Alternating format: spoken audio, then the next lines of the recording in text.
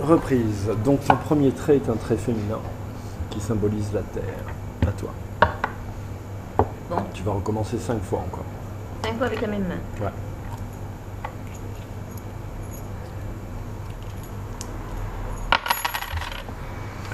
Alors.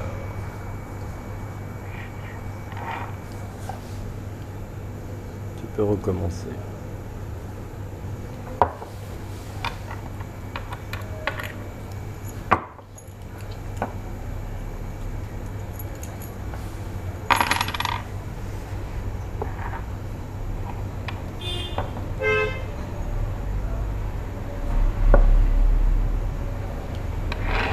C'est exactement toi.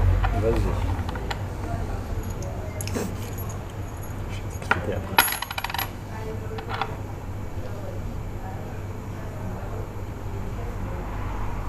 C'est un peu ce que je te dis tout le temps d'ailleurs. Comme à chaque fois. Ça c'est combien? Il en manque 2.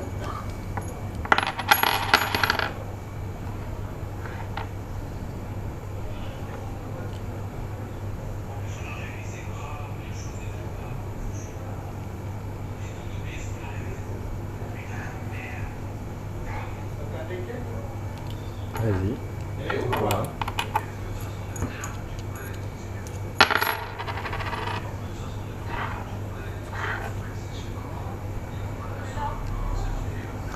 Il en fallait un. Alors, tout ça, ça représente ton corps. D'accord?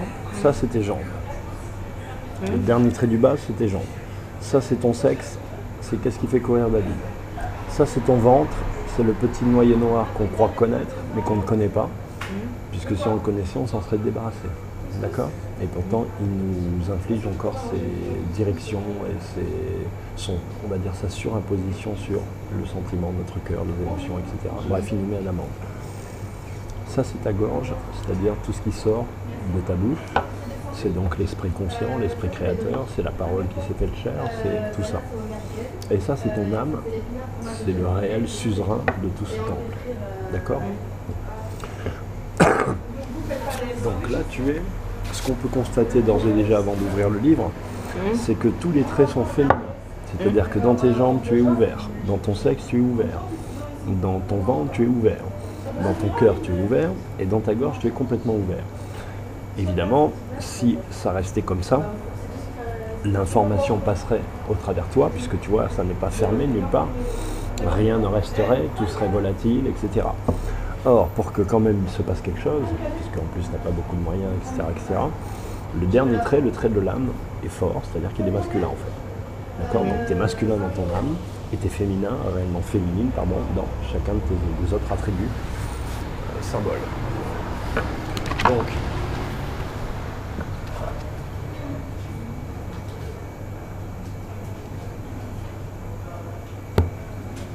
Bon, parce que ça va être froid. Ça m'a apaisé un petit peu. Donc tu es en peau à la page 118.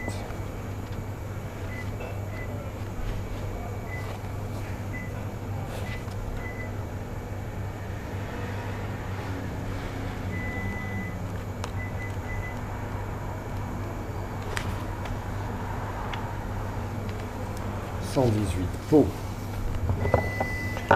Ça s'appelle l'éclatement. Peau, c'est l'éclatement. Et c'est ce que j'essayais de te dire de façon aimable et gentille tout à l'heure, c'est-à-dire que s'il n'y avait pas de trait en haut, tous les traits seraient séparés et tu exploserais. D'accord? Donc, en fait, c'est formé de 2 trigrammes. Un premier trigramme qui est ici et un premier trigramme, un autre trigramme qui est ici, qui forme ton être. D'accord? Le premier en haut, c'est Ken. Ken, c'est le ciel, c'est le créateur, c'est la représentation de Dieu.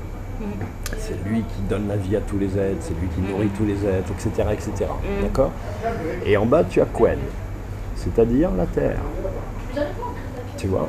Et on dit que c'est quand Ken et Quen s'unissent que les 10 000 êtres apparaissent. Les 10 000 êtres apparaissent, c'est-à-dire les êtres vivants.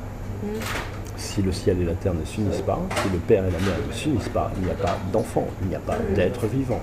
Or, tout ce qui est vivant autour de nous, le ciel en est le père et la terre en est la mère. C'est ainsi, on est réellement sorti de terre, d'accord? Couvé par les rayons du soleil cosmique et des énergies invisibles. Je viens d'apprendre que l'arbre a 25 sens recensés, notamment la vue et l'ouïe, selon les dernières études scientifiques, qu'il voit par exemple la lumière et qu'il la voit bleue. C'est ce qui lui permet de se diriger vers où est la lumière. Il ne le fait pas à l'aveugle. Tu vois, 25 sens, nous on en a 6. Pour l'instant recensés, et ils avancent encore. Donc, je vais prendre ma veste. vas-y, tu as froid? Oui.